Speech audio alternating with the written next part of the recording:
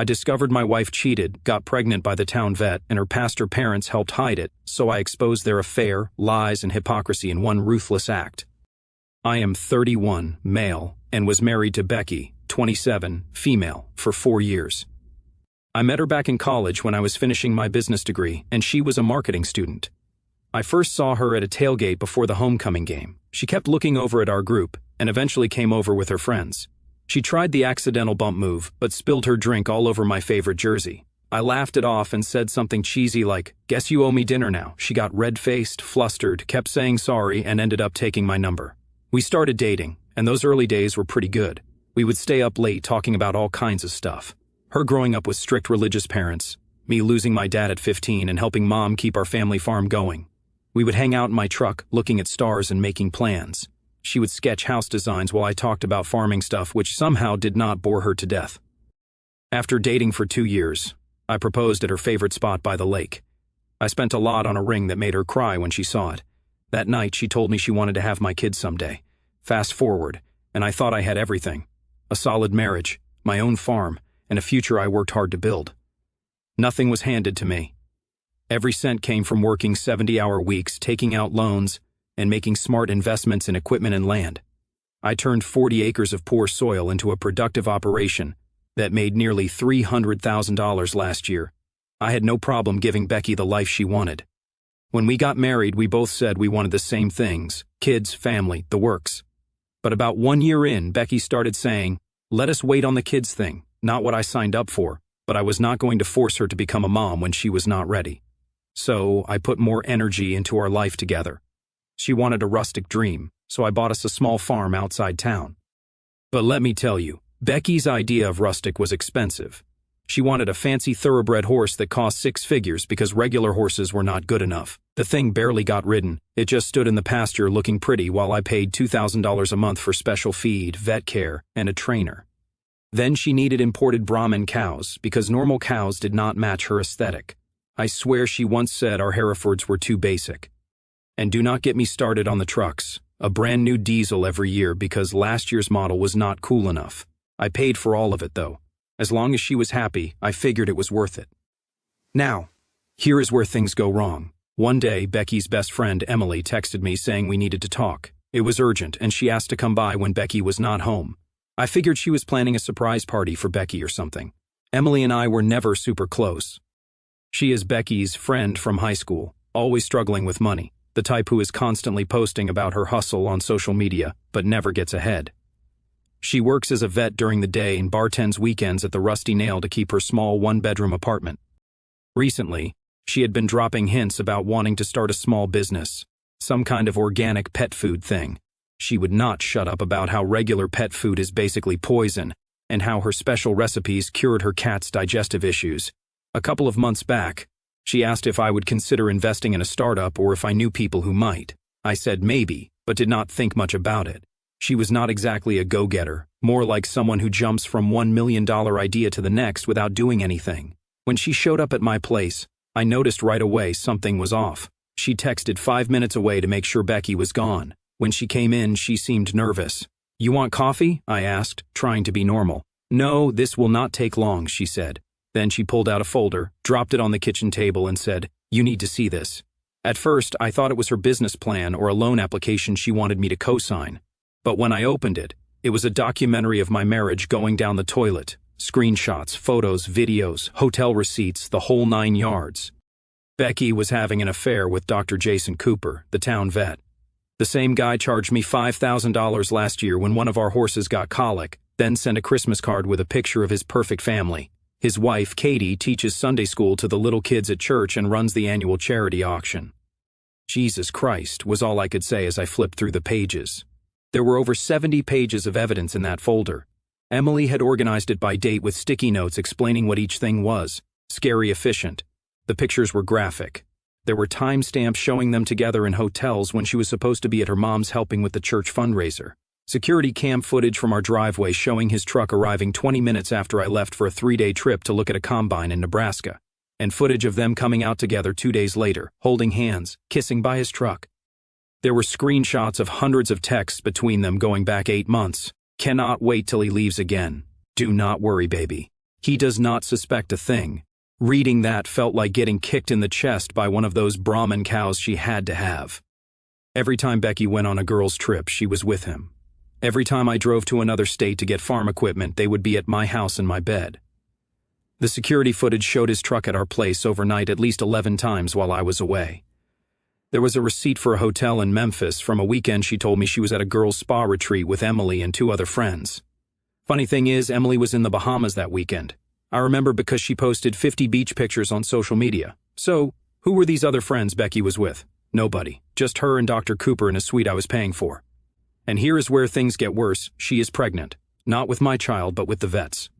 I took her to the doctor because I was worried something was wrong. Meanwhile, she is sending him selfies with captions like, "Your baby is making me sick today and cannot wait to tell him it is his so he will stop asking for kids." There is a screenshot of their conversation from 3 weeks ago. Her, "I think I'm going to have to tell him soon." Starting to show a little. Him, "What are you going to tell him?" Her, "That it is his." Obviously, he has been wanting kids forever. He will be so excited he will not even do the math. I had to walk outside after reading that. I stood in the yard for 10 minutes trying not to puke or punch something. The audacity she was going to pass off another man's kid as mine, all while probably still cheating with its real dad. When I came back in, Emily was sitting at the table, scrolling through her phone like she had not just destroyed my life. "How long have you known?" I asked. She put her phone down, suspected for about 6 months, had proof for maybe 3. It took a while to gather everything. Why now? Why tell me? That is when Emily dropped the real reason. "Look, I know this is messed up," she said, not making eye contact, "but I need to get out of this town. Start fresh. That business idea I told you about. I have got everything planned out. All I need is some capital." I stared at her. "So you want me to invest in your business? Seriously?" She shook her head. "No, not like that. The problem is that Becky knows I took screenshots of our conversations. She caught me scrolling through her phone at girls' night last month when she was in the bathroom. She was texting him right in front of me and forgot to lock her phone. I took the chance to look through their messages and took pictures with my phone. She came back early, saw me, and went ballistic. She threatened me. Said if I ever told you or anyone else, she would make sure I regretted it. Said her dad would make sure I never worked in this county again if I showed anyone. She laughed, but it sounded forced. Guess I am screwed either way, so I figured I would at least do one decent thing before I leave. Plus, she has been talking trash about me to everyone we know, saying I tried to come on to Jason, but he rejected me. People are starting to believe her. I did not know if I believed her, but the evidence was real. The timestamps, locations, and pictures all checked out with times Becky was supposedly elsewhere. When I asked Emily how she got all this evidence, she said 2 of her friends helped track Becky, and it took months to collect everything. According to Emily, she just wanted to protect herself. "So, what do you want? A loan or an investment?" I asked. "Whatever you want to call it," she said. $50,000. I have got a solid business plan. The organic pet food market is growing like crazy. I just need someone to believe in me. Funny thing is, in that moment I almost respected her hustle. At least she was upfront about what she wanted, unlike some people. Plus, her bringing me this info, whatever her reasons, was saving me from living a lie longer. From raising another man's kid thinking it was mine. From wasting more years on someone who thought I was an idiot. "Leave your business plan," I told her. "Let me deal with this first, then we will talk." She nodded, looking relieved. As she left, she turned back for what it is worth. "I always thought you deserved better than her." Yeah, right, like I would fall for that line. But I owed her one, and I always pay my debts. I continued scanning the file. They joked about me, actual jokes about how clueless I was. How I worked so hard while they played. How convenient it was that I traveled so much for farm stuff. Even jokes about the fancy farm equipment I bought that gave them more time alone because I was busy working. I pulled up our bank statements and started cross-referencing dates and charges. I found at least $115,000 over the past 8 months that I could not account for. Cash withdrawals, random charges at jewelry stores for stuff I had never seen, a weekend at a cabin rental. But wait, it gets better. I found screenshots of Becky's conversations with her parents. Her folks, straight-laced Pastor Robert and his perfect wife Susan, knew everything and decided to cover it up to maintain their pure image. Pastor Robert is not just any pastor. He runs First Baptist, the biggest church in our county with over 500 members. It is the kind of place where everybody who is anybody goes to be seen on Sundays. He drives a brand new Cadillac Escalade, church-owned for ministry purposes. Susan heads up the women's ministry and about 6 different charity committees. These people have been looking down their noses at everyone in town for over 20 years, acting like God's personal representatives on earth, always talking about moral standards and family values and how the world is going to hell because people do not follow their rules. They knew their daughter was cheating on me the whole time. There were texts from Becky to her mom. "Mom, I am freaking out. Emily knows about Jason and me." What if she tells him? The response, "Do not worry, honey. Your father will handle it. Emily's mother needs that recommendation letter for her job at the school board. She will not risk that." Another text from her dad to Becky. "We have spoken with Emily. She understands what is at stake. Just be more careful going forward." These were the same people who had me over for Sunday dinner every week. The same man who called me son.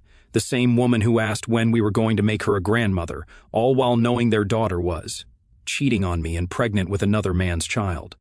I scrolled through more messages and it got worse. There was a conversation about how they would handle the baby situation. "Pastor Robert, I have been thinking about your situation. I believe the best course is to let him believe the child is his for now. Later, when things settle with Jason's situation, we can look at other options."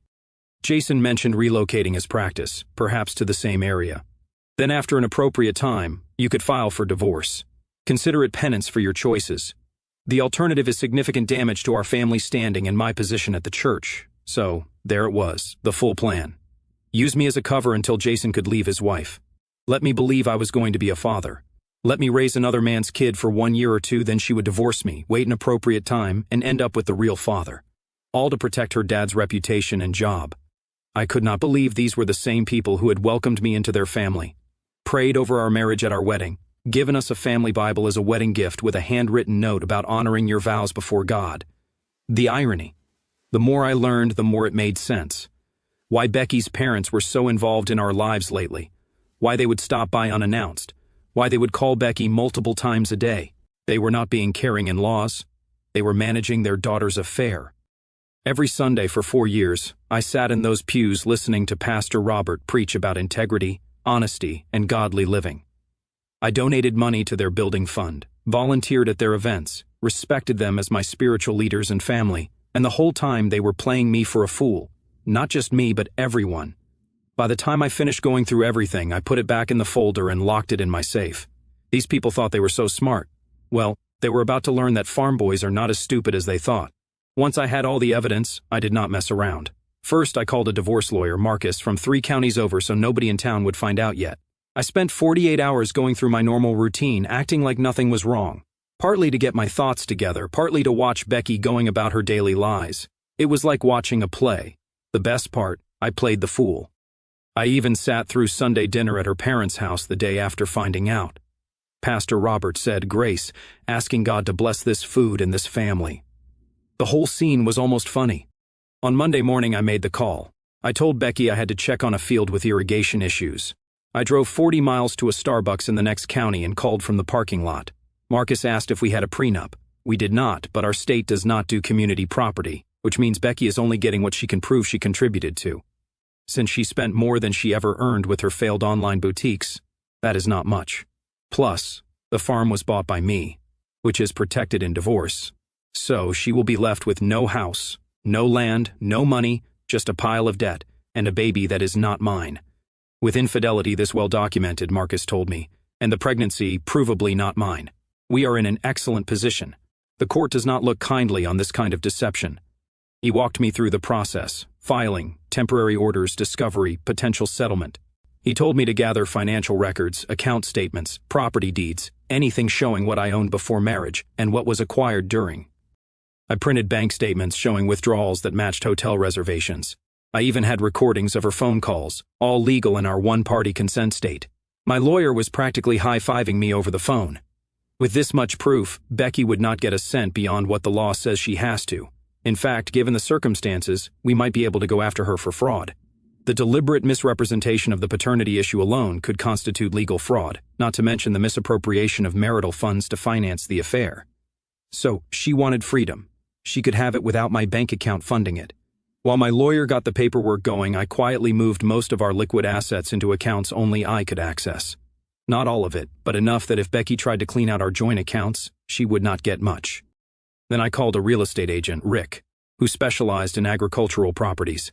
He came out, checked the operation, and gave me a number 30% higher than I expected. Land values in our area had shot up due to commercial development nearby. It is ready to sell the second the divorce goes through. By the time Becky figures out what is happening, I will be long gone. I also started looking at places 500 miles away. I found a nice cattle operation in Montana, going for less than what my place would sell for, better water rights, more acreage, newer house. I put out a few feelers, made some calls. Nothing definite, but good to have options. The worst was when Becky started dropping hints about the pregnancy, turning down wine at dinner, commenting about feeling nauseous in the morning, buying saltine crackers, all theater for my benefit, laying the groundwork to tell me I was going to be a dad. One night she cuddled up on the couch, talking about our future, how maybe it was time to revisit the kids' conversation. I sat there nodding, saying all the right things, feeling nothing. Maintaining the act was exhausting, but oddly satisfying. Every lie caught her in, every fake smile I returned, every knowing nod at her stories reinforced that I was doing the right thing. These people deserved what was coming. Marcus called with updates every few days. The paperwork was coming along. He had found legal precedents to help our case. He had lined up a process server experienced with difficult situations. "How do you want to handle the service?" he asked. "Privately at your home or somewhere public?" "Your call." That is when I started thinking about Thanksgiving. Every year, we do a big service at her dad's church, then dinner at her parents' place. Their huge house would be filled with relatives, church members, and close friends. The perfect stage. I had a long talk with my farm manager, Mike, who had been with me for 3 years. Solid guy, totally trustworthy. I told him I might need to be away for a while and asked if he could handle things if I had to leave on short notice. Mike nodded. "Whatever you need, boss. Everything will be taken care of." 2 weeks before Thanksgiving, I met Emily at a diner 2 towns over.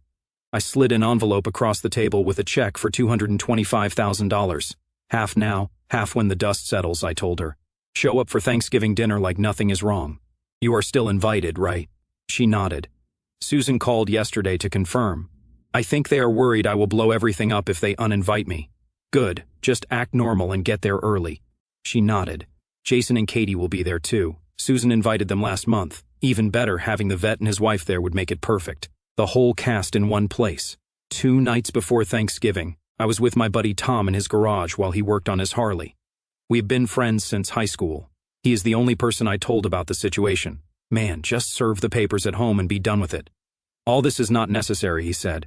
"It is not about drama," I told him. "It is about consequences. These people think they can do whatever they want and walk away clean. Not this time." Tom shook his head. "Your funeral, man. Just do not expect me to help you hide the bodies." I laughed. No bodies, just well-deserved public humiliation. As I drove home, I felt calmer than I had in weeks. Everything was in place. The papers were ready. The server was booked in less than 48 hours. Becky and her family would learn their perfect plan had a major flaw. They had forgotten who they were dealing with. I am not some city boy who would curl up and cry when things got tough. I grew up watching crops fail, animals die, equipment break down at the worst time. When things go wrong on a farm, you do not whine, you clean it up and move on. That is what I was going to do. Now for the fun part, Thanksgiving. This was not just any Thanksgiving in our town at First Baptist. It is practically a second Christmas. Pastor Robert does a big harvest service in the morning, complete with a church decorated with hay bales and corn stalks. Everyone who is anyone shows up. Then the inner circle gets invited back to the pastor's house for dinner. We are talking 30 to 40 people crammed into their dining room and living room. Susan spends 1 week baking, though most of it is catered from an upscale place in the city, and she pretends she made it all. Church elders, big donors, family members, and a few special guests are there trying to impress a recruit. Every year, it is the same routine. We show up early to help set up, which means me hauling chairs and tables while Becky and her mom gossip in the kitchen. Pastor Robert makes a big show of carving the turkey, then gives a long blessing that is basically a second sermon. 3 days before, I confirmed everything with Marcus. The paperwork was ready, multiple copies, one for Becky, one for her parents, and extras just in case, all organized in separate envelopes. The process server, Derek, was booked for 2 o'clock in the afternoon, right when dinner would start. I called Emily to make sure she was on board. "Everyone is still expecting me there," she confirmed. Susan called yesterday to finalize numbers, said to be there at 1:30. "Perfect. Act normal and make sure your phone is charged." "Why? Are you going to need me to do something?" "No. But you will want to record what happens. Trust me." The day before Thanksgiving, Becky was running around baking pies we would pretend she made from scratch. They were from the bakery in town, just transferred to her pie plates. "Can you pick up my dress from the dry cleaner?" she asked. "And we need to leave by 8 o'clock tomorrow to help Mom set up." "No problem," I said, taking the ticket. "Anything else we need?" She thought for a minute. "Maybe some flowers for the centerpiece. Mom always loves when we bring flowers." "Sure thing." I headed into town, picked up her dress, and stopped by the florist. I ordered the most expensive arrangement they had. When the florist asked if I wanted a message, I smiled. "No message. The flowers will speak for themselves." That night, I packed a small overnight bag and hid it in my truck. Enough clothes for a few days and some cash. I booked a motel 60 miles away. I could hardly sleep like a kid on Christmas Eve, except instead of presents, I was waiting to deliver a nuclear bomb to my cheating wife and her hypocrite family. Thanksgiving morning, I woke up early and put on my best suit, the one I saved for weddings and funerals. Seemed appropriate. Becky spent an extra hour on her hair and makeup. She put on that new dress tight enough to show off the barely there baby bump she thought I had not noticed. The service at church was the same as every year, packed house, 600 people crammed in. Pastor Robert gave his sermon about gratitude and family, looking at me several times as he talked about the bonds that tie us together and the sacred trust between husband and wife. I bit the inside of my cheek to keep from laughing. "God sees our hearts," he thundered. "He knows our true intentions. There is no hiding from his sight." After the service, there was the usual mingling in the lobby, handshakes, hugs, small talk. Pastor Robert worked a room like a politician, touching base with all the important people. Susan flitted around, handing out leftover programs and reminding the special guests about dinner. I spotted Emily by the coffee table, checking her phone. When she saw me, she gave a small nod. All systems go. People started arriving at the house around 1 o'clock. The usual crowd, church elders and their wives, Becky's brother and his family, her grandmother from the fancy retirement home in the city, a couple of cousins, and the special guests this year. It was a doctor and his wife who had just moved to town and were church shopping, plus a real estate developer thinking of donating land for a new youth center. By 1:45, everyone was there milling around with non-alcoholic drinks. Baptists do not drink where other Baptists can see them. I kept an eye on the door and my phone, waiting for Derek's text. At 1:55, my phone buzzed. "In position 5 minutes." I took a deep breath and started guiding people to their seats. "Pastor Robert wants to get started," I announced. "Everyone, find your name cards, please." Becky sat next to me, seeming nervous. I realized she was probably planning to announce her pregnancy during dinner. The timing could not have been more perfect. Her dad stood at the head of the table. "Before we begin this wonderful meal, I would like to say a few words of thanks." Right on cue, the doorbell rang. Susan started to get up. "I will get it." No, Pastor Robert waved her down. "You sit. I am sure it is just a late arrival." He headed for the door, still wearing his carving apron. I heard him say, "I'm sorry. We are in the middle of a family dinner." Then Derek, clear and professional, "I am looking for Rebecca Mitchell." A pause. Then Pastor Robert called out, his voice strained. "Becky, there is someone here for you." The room went quiet, all eyes on Becky as she stood up, confused. She walked to the door where her father stood with a stone face. Derek, holding several envelopes, said, "These are for you." He handed her the largest envelope. "And these are for Robert and Susan Johnson." He handed 2 more to Pastor Robert, who took them automatically. "You have been served." "Have a nice day," Derek said. Becky stood frozen. Pastor Robert looked like he had seen a ghost. I leaned back and watched as she opened the envelope. The room went dead silent as she saw the first page, then looked at me. I stared back, calm as could be. No yelling, no drama, just facts. She wanted secrets. Now nobody had any. Her face went white, then red. "What is this?" she whispered. "I believe the technical term is petition for dissolution of marriage," I said loud enough for everyone to hear, along with evidence of adultery, paternity fraud, and conspiracy to deceive. "There are copies for your parents, too, since they are named as co-conspirators." Her dad was ripping open his envelopes, scanning the contents with growing horror. Susan had not opened hers. She was staring at me like I had grown a second head. I stood up slowly, making sure I had everyone's attention, then pulled out my phone and showed a video of Becky and Jason leaving a hotel, kissing in the parking lot. The timestamp was clear 2 months ago, when she was supposedly at a marketing conference in Cincinnati. "I've got about 6 hours of this stuff," I said, turning the phone so everyone could see, plus the texts, bank records, And of course, the paternity test I will be requesting for that baby she is carrying. Spoiler alert, it is not mine. That is when Katie, Jason's wife, stood up fast. What baby? What is he talking about, Jason? Jason looked like he might throw up. I can explain. Explain what? I asked, still calm. Explain how you have been sleeping with my wife, how you are the father of her baby, how her parents helped cover it all up. Pastor Robert finally spoke. This is outrageous. How dare you come into my home and make these accusations? I laughed, actually laughed. Accusations? You have got the proof in your hands, Pastor. Page 12 has the text messages where you told Becky to be more careful and discussed how to handle the pregnancy. Pretty detailed for accusations, do not you think? The look on his face was worth every penny I had spent. Becky was flipping through the papers. Where did you get all this? How did you? Then she saw Emily calmly recording everything on her phone. You did this.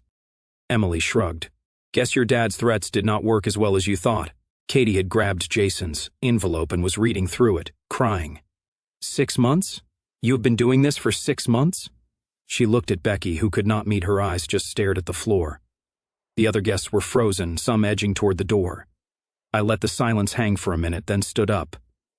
Happy Thanksgiving, everyone, I said. Becky, I would say I hope the kid is healthy, but I would be lying. And for the rest of you, maybe next time, do not cover up someone else's mess. Especially you, Pastor. Is not lying a sin in your book? Then I walked out. I did not look back. I did not need to. I could hear the chaos starting, Katie screaming at Jason, Pastor Robert trying to restore order, Susan crying, someone knocking over a chair. I kept walking to my truck. By the time I hit the highway, my phone was blowing up. Text from Becky. How could you do this? We need to talk. I am sorry. Please come back. Voicemails from her dad ranging from threatening to pleading. Even one from Susan sobbing so hard I could barely make out the words. I turned my phone off and kept driving. The motel was waiting. And after that, a new life far away from this mess. Emily texted me later that night when I briefly turned my phone back on. Holy mess, it was chaos after you left. Jason's wife threw a gravy boat at him, caught him right in the forehead. When can I get the other half of my money? Check your account, I replied. Already transferred. Thanks for the show, worth every penny. Or she wrote back, best Thanksgiving ever. I had to agree. As I sat in that dingy motel room, I felt better than I had in months. No more lies, no more pretenders. Tomorrow, I would call Marcus, check on the next steps. Tonight, I would sleep soundly for the first time in weeks, knowing I would served up the cold dish of revenge those people so richly deserved.